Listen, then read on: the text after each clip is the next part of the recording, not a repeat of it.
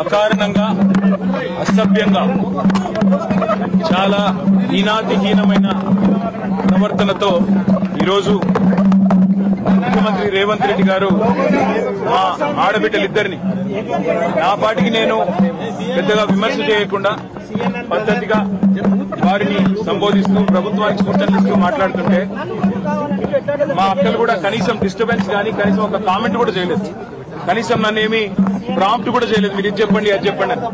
అట్లాంటిది ఈరోజు అకారణంగా ఎందుకు నోరు బారేసుకున్నాడో తెలియదు కానీ చాలా అసభ్యంగా హీనాతిహీనంగా ఏ నాయకుడు కాదు ఏ మనిషి కూడా మాట్లాడనంత అసభ్యంగా మీ అక్కలను నమ్ముకుంటే ఇక్కడ నన్ను ముంచిండ్రు మమ్మల్ని ముంచిండ్రు రేపు నీ బతుకు కూడా జూబ్లీ బస్ స్టాండ్ అవుతుందని మాట్లాడిన నికృష్టమైన మాట ఏదైతే ఉందో తప్పకుండా రేవంత్ రెడ్డి వెంటనే తెలంగాణలోని ఆడబిడ్డలందరికీ క్షమాపణ చెప్పాలి. ఎందుకంటే ఈ అవమానం జరిగింది ఒక్క సబితక్కకు సునీతక్కకు లక్ష్మక్కకు కాదు.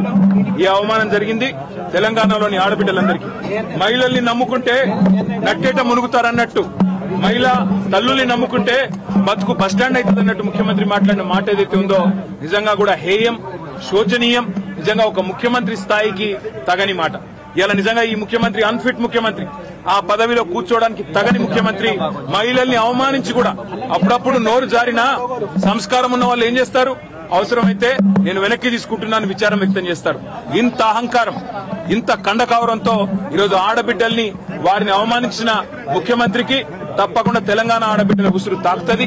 ఈ వైఖరి మార్చుకో, పద్ధతి మార్చుకో. వారు అక్క సునీతక్క గాని సబితక్క గాని లక్ష్మక్క గాని స్వంతంగా కష్టపడి ప్రజల్లో తిరిగి పరపతితో ఇవాళ 5 సార్లు 6 సార్లు గెలిచొచ్చిన వాళ్ళు. ఎవరు కూడా నీలాగా ఇష్టం వచ్చినట్టు రాజకీయ విన్యాసాలు చేసి వచ్చిన వాళ్ళు కాదు. తమ స్వశక్తితో తమ కుటుంబంకుండే అభిమానంతో కార్యకర్తల ఆశీర్వాదంతో ప్రజల దీవెనలతో ఇక్కడ అడుగు పెట్టారు. అప్రతిహతంగా 5 సార్లు సబితక్క గెలిచొచ్చింది. సునీతక్క కూడా గతంలో మంత్రిగా పనిచేసినారు. లక్ష్మక్క కూడా జెడ్పీ చైర్మన్ గా శాసనసభ్యురాలుగా పనిచేసింది. అలాంటి మహిళలుగా పట్టుకొని ఇవాళ నోటికొచ్చినట్టు వాగడం అనేది ముఖ్యమంత్రికి తగదు. ఇప్పటికైనా సిగ్గు తెచ్చుకొని బుద్ధి తెచ్చుకొని ముఖ్యమంత్రి బేషరతుగా క్షమాపణ చెప్పాలి. ఎంత గుండె ధైర్యం నీకు? ఇవాళ మా ఆడబిడ్డల్ని పట్టుకొని ఏ మొహంతో వచ్చినావని చెప్పడానికి ఉప ముఖ్యమంత్రి నేను అడుగుతా ఉన్నా. ఏ రకంగా అంత ధైర్యంగా ఏ రకంగా అంత ఇష్టం వచ్చినట్టు మాట్లాడే అధికారం నీకు ఎవరిచ్చింది? అధికారం ఎవరికి శాశ్వతం కాదు. 10 ఏళ్లు మేము అక్కడున్నాం. మేము ఎప్పుడన్నా అవమానించిన ఆడబిడ్డల్ని ఈ తరీకా ఎన్నడన్నా ఒక్క రోజన్నా ఎప్పుడన్నా నోరు జారినా వెంటనే విచారం వ్యక్తం చేసినాం. ఇవాళ నేను కూడా ఏదో సందర్భంలో ఏకవచనంతో సంబోధించినానని చెప్పి అవతల నుంచి అభ్యంతరం వస్తే వెంటనే విచారం వ్యక్తం చేసినాం. అది కేసీఆర్ మాకు నేర్పిన సంస్కారం. మరి నీకెవరు చదువు చెప్పిండ్రో ఎవరు సంస్కారం నేర్పిండ్రో నాకు తెలియదు కానీ తెలంగాణ ఆడబిడ్డలన్నీ గమనిస్తున్నారు. ఇప్పటికే నువ్వు చేసిన మోసాలతో విసిగిపోయి ఉన్నారు.